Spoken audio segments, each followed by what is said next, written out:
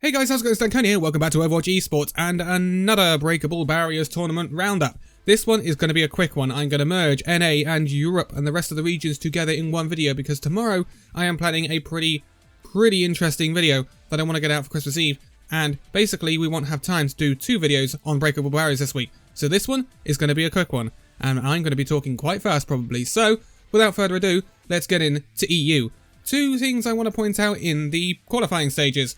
A great name, i.e. the Holy Order of Tourbillon. I think that is a great name. And also in EU this week, we didn't have much in terms of meme teams. The only meme team we really had was Team Clickbait.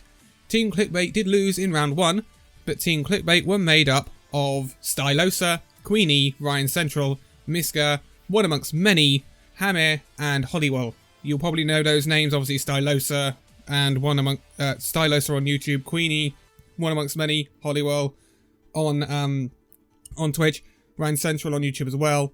There's a lot of well-known names there, but they did lose in their first round game against Molding Manlets, so we didn't see much of them and they didn't get to the knockout stages. But without further ado, we're going to fast forward straight into the knockout phase for EU.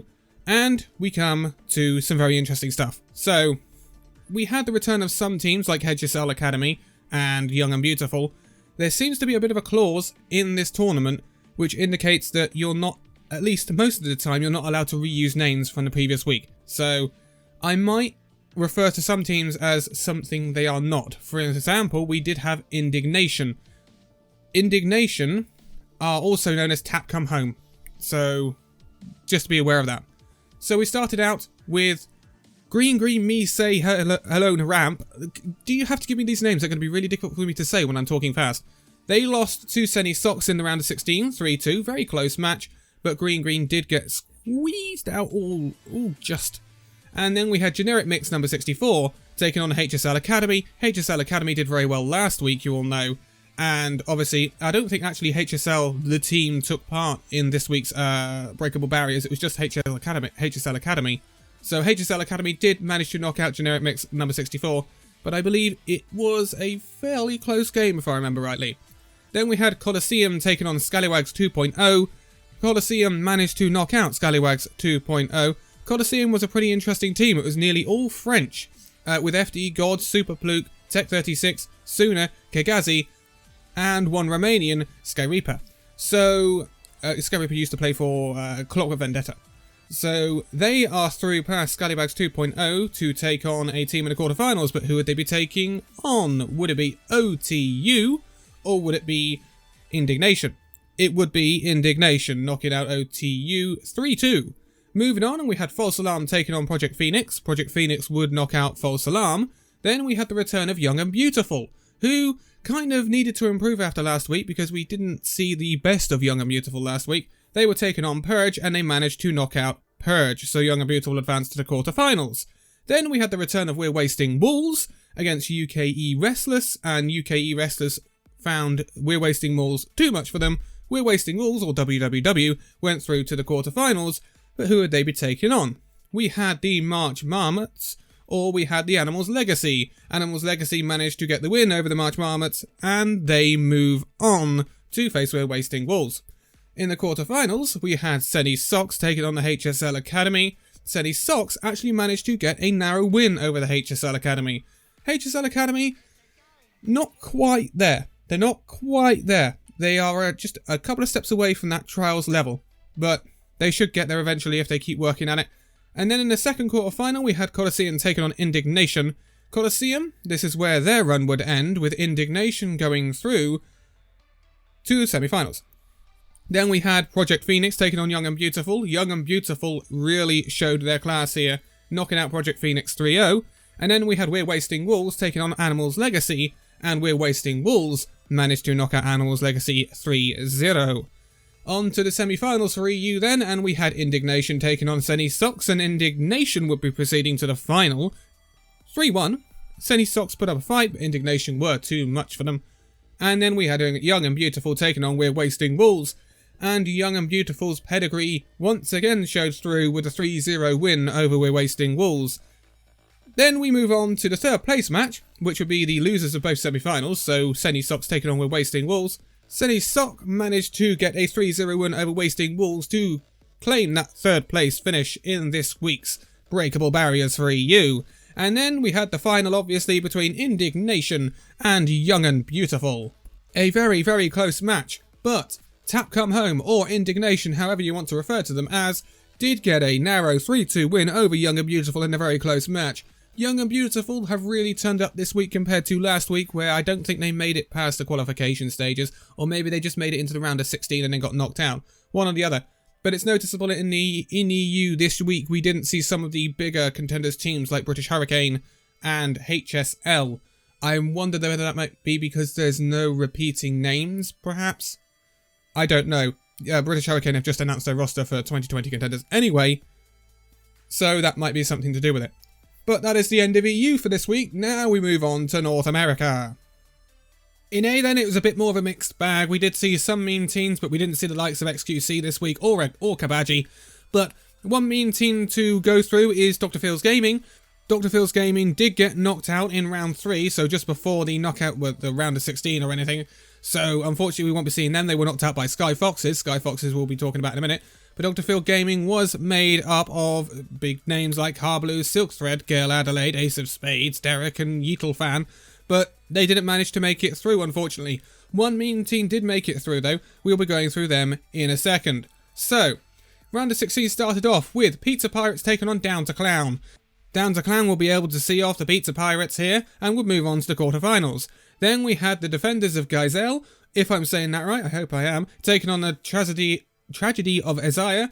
Tragedy of Isaiah will be able to see off the Defenders here, and then move on to the quarterfinals to take on Down to Clown.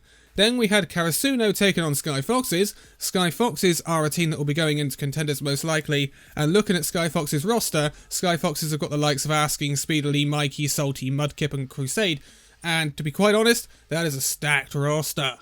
I have talked about Asking on this channel before, so Sky Fox is looking pretty good, and they have enough to see off Karasuno.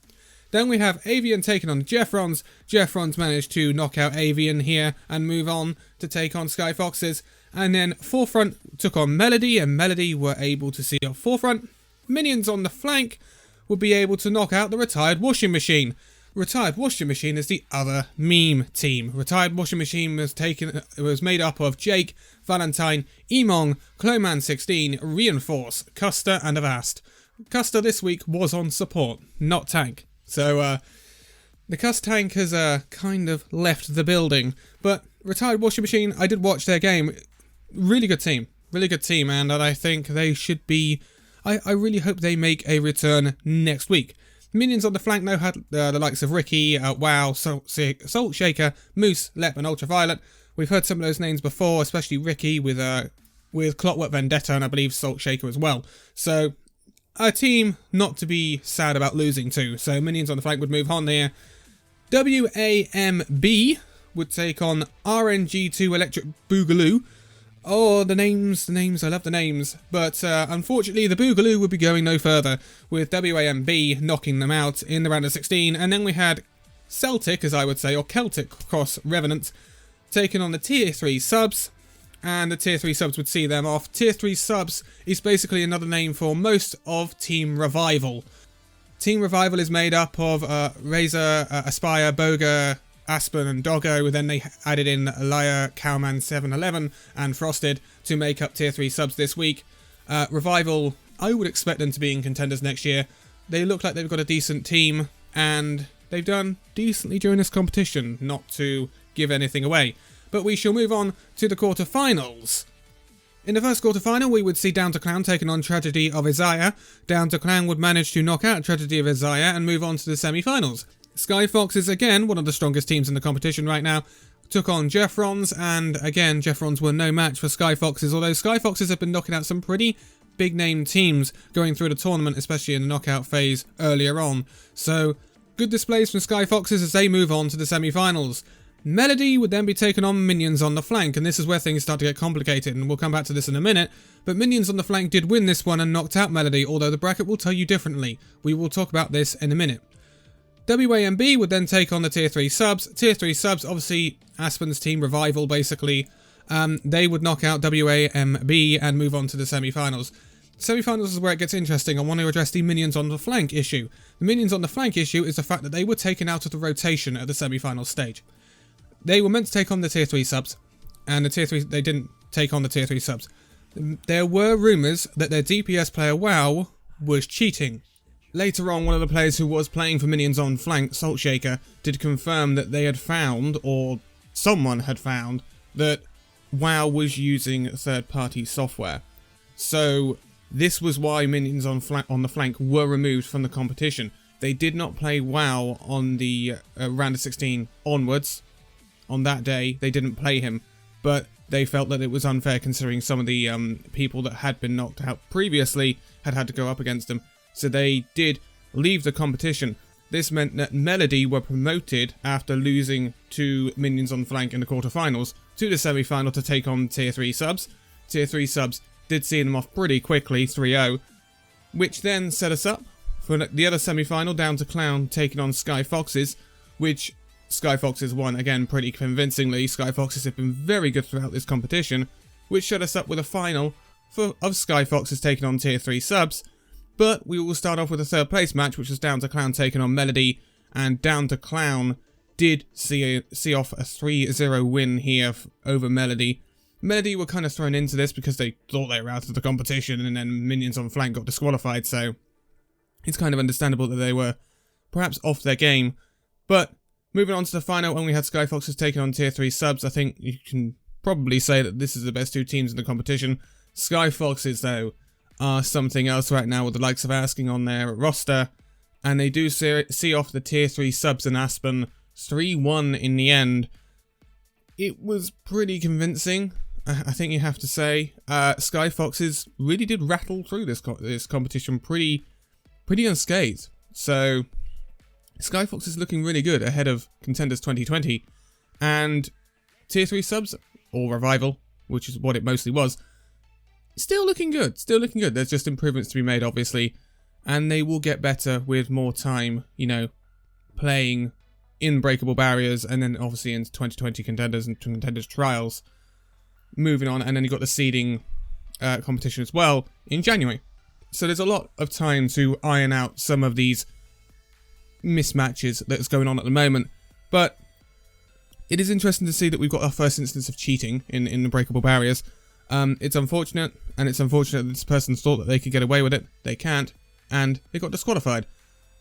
It does mean that, you know, we did see some perhaps nice teams like Retired Washing Machine with the likes of Emong and Jake and that go out to perhaps what was a cheater, but it's unavoidable in some respects. Let's just be thankful that we didn't have Kefri in the competition. Otherwise, we'd have a Twitter Ferrari going on, wouldn't we? But that's going to be it for Breakable Barriers this week. I am breaking my back to get something edited for Christmas Eve. It will be really, really good if I can get it out. It's going to be a really, really good video and a really good way, a really good look back on the year. But I'm going to leave it there because I'm not going to give away too much. Just stay tuned for it. It will come. If it doesn't come tomorrow, it will definitely come before the end of the year. But I'm hoping it will come tomorrow because I'm in the editing phase of it now. And it should be really, really cool. So stay tuned for that one. But for now, thank you guys so much for watching this video. If you liked it, give it a like, subscribe if you're new, and I will see you in the next video. See you then.